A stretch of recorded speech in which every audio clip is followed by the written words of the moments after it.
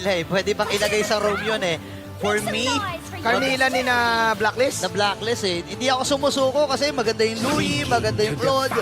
May synergy if ever pagdating sa lineup. Ayun yung dahilan siguro kung bakit din ayaw ng suppress. Pero sige, ang call ni Burrito dito ay Carmilla. Ang call naman ni Madam Brigida ay meron pang isang malikot siguro. Sina Coach Ducky at Coach Trevor. Habang sina Mr. Dexter at si Bonchan ay pinag-iisipan mabuti yung last two picks. Yep, roamer na lang para dito kay Haji. Available ang Minotaur kung magiging option man nila. Pero mukhang may mapaisip ka rin considering the amount of pampigil na meron dito ang side ng Falcons AP Brent. So they will be going for a very aggressive Wow! lineup dito. Wow! The Tusok Brothers! Benedetta and Arlot. Pero tatapatan ng Topa Kids ni Flap TZ. Nakakamiss makita ang Benedetta at Paquito na maghaharap muli. Ay, nako, ang Oo. sarap panoorin ito. Ano to eh? Ito yung sino ang makaka-first blood. Nag-aalawan to eh. Magkakaroon na naman sila ng mga bonding Oo. sa sarili nilang lane. Pero at the same time, mabilis ang sali sa kung ano man yung mga mangyayari sa labas. O pwede nga rin sa mismo lane nila dahil makikita rin natin for sure yung mga teams na mabilisang mag-rotate. Katulad ng AP Brent kanina. One moment nandun sila sa gold. Maya't maya hindi mo mamamalayan nasa XP naman sila. At tingnan nating mabuti dahil nag-stretching si Flap TZ. Nag-stretching siya sa kanyang upuan. Naka-ready ata siya dito kay kuya mo Edward. Edward with the signature Benedetta. Ito yung championship. This is the championship Benedettes na pinipili ni Edward. Naalala ko, season 10, ito yung nag-split push ng matindi. Kung napanood mo yun, ako napanood ko yun eh. Inaalala ko pa rin hanggang ngayon. Marami na tayong Welcome inalala to ngayong Mobile araw. Legends! Yung huli nating inalala 5 to, seconds again, till the end. naging outcome nung last time na nakita sila ng S11 ng ganitong araw din. Malalaman pa natin kung marirepeat o No, double purpose eh. Pero oy, level 3 pa lang si Kyle. Takbo mo na si Haji! Nako. Ang lagkit, pare. Yung stamp nung yung Barats. dinosaur, Oo. nagko-compliment dun sa Star Shatter eh, yung damage output. sobrang na... Tama, paramihan ang binipindot. Oy, grabe oh! Lang ah.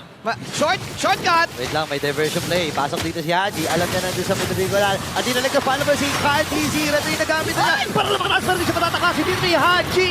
Sensu with the turtle. Gamit ng Astral Echo. Pasok si Ogwen. Nabitawan na rin niya yung kanyang primal rat. Sakit yung damage. Black TZ ay narito rin. Tinaman! Nagsor! Shooter! Mula kay Kapitan Mew. Pero di pa pala tapos dito ang Phantom's AB Bren. Little Bird. Pero nandito yung follow-up. Super Micro. Para kay Super Marco. Ang layo nun, coast to coast. Tumama pa yung spear. Kakaibang prediction yun. Hindi naman agaron na pupunta dun sa tinitignan mo yung Spear of Destruction. Eh. Oo. Kailangan nape-predict mo talaga. Pero wait lang. Diversion. Eto na, 2-3. Pindot na pindot ang dalawang kupunan na ito. Ayan na, kita mo, daming moves. Oo nga, nagamit yung Earth Shatter dito And kahit easy, nabangga. At ngayon, nagkakain na rin. Yum. Yung sa likod, pero hindi na siya aabot. Dahil mamamatay siya sa kamay ni Edward. Oh, hep. Atras pabuno dito, pero si Black easy ready din. Naghahanda ang Blacklist sa pag-ikot dun sa may bandang ibaba. Babanggayin si Super Marco. Uy, sobra naman to. May diversion play, huwag ka Ay, maingay. teka lang. Sa likod, hindi. Uy! Hindi pumasok doon. Nandun yung Earth Shatter. Hindi tumama yung Star Shatter. Power Shatter dito. Ngayon, pumasok din. With the Spear of Destruction. Tumama yung stun. Sensui layo. Ipapabak pa nila dito. Oh! Wait. Dumaplis. Ay, hindi, abulin pa rin. Abulin pa rin. Again, Flicker! Ogwen with a kill! Hindi nila tinantanan. Ay, grabe. Hanggang ngayon, hindi pa rin pala. Pero nararamdaman mo na from AP Bren yung mas pag-iingat dahil nga kinoconsider pa nila or nirerespeto yung potential dito na magkaroon ng diversion play from Blacklist International. So, hindi sila sobrang agad-agad nagiging visible during objective takes na Yan lamang ang threat mula sa Blacklist. Reset para kay Kyle. Okay, hindi pa tapos. Di bata. Okay, pasok dito si Haji. Pasok din si Edward.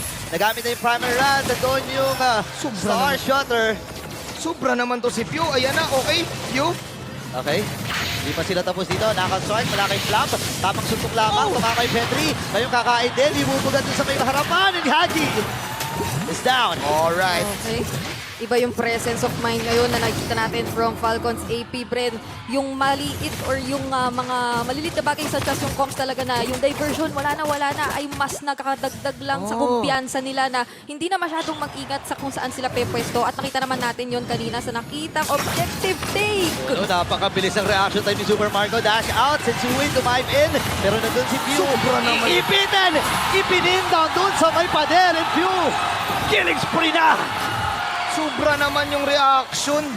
Sobrang tama din yung sinabi ni Bridge. Naka-countdown yung AP Bren dito sa cooldowns ng Blacklist International. At ayan! Oh no!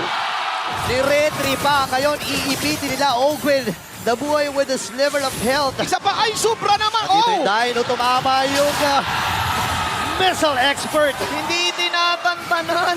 Don't drop that tantanan! Yun talaga yung napipill ko dito eh. And para sa side ng AP Bren, nagpo-poke lang sila eh. Poke, volado, laban tayo, ganun. Uy, ilalaban natin nila si Flap. Nandun yung nakasway. Kaya lang si Kyle Ow! TC. And the final slash. Bagsak si Flap. TC. Kain mo na si Kyle. Ibabaga dun sa mga members ng Blacklist. Pero mamamatay siya. Dalawa ang mamamaala mula sa Falcon AP Bren Blacklist International. Masasabi ko na may kalamangan pagdating sa Lord Fight na to. Great pick-off para sa side ng Blacklist. Huge pick-off. 2 pick-offs for Blacklist International. Hindi bumibitaw ang agents. Tiga pa yung flicker final slash na yun ha. Nakaramdam si Super Marco. Oh! Kaya lang, hindi yata nila paniligtasin. A pin down! Bagsak niya. Di kulang sila ng setup. Habang si Owen. Oh my G! Yue. Owen naman normal lang. Nakapatay pa si Super Marco. Ay! And si Sensui magiginig sa casualty. Mapagulo lang yung back si Shield. Pero meron pa siyang spear. Wala siyang spear of destruction, mga kaibigan. At si Pero Edward! mahabol pa si Pew. Hinahalap niya kung Ay! saan siya mo nagtatago. At makakaligtas si Agent Zero. Okay. Nararamdaman ko yung mga tusok ni Super Marco. Masakit, makati, Oo. gumuguhit. Doon yung medyo nakita natin na paganda talaga ng Blacklist International for themselves. Supposedly, kasi na Tama lahat ng sinabi ni Brigida na yung ginawa ng Blacklist, sige pitas tayo. Pero yung mindset ng AP Bren na sunod agad. Okay, teka lang ha, mamaya ka magsasalita. Naku, nakita sila doon. Spirit Destruction, Super Marco. Dahil na naman ng hit. At bagsak! Si Agent Zero, si Haji yata magiging next sa target. Double kill na para kay Super Marco. Casualty after Alright. casualty. Ang sakit na rin ng Star Shutter si Super Marco. Awatin nyo! Nagwawala sa loob ng base dito ng Blacklist. Atras muna.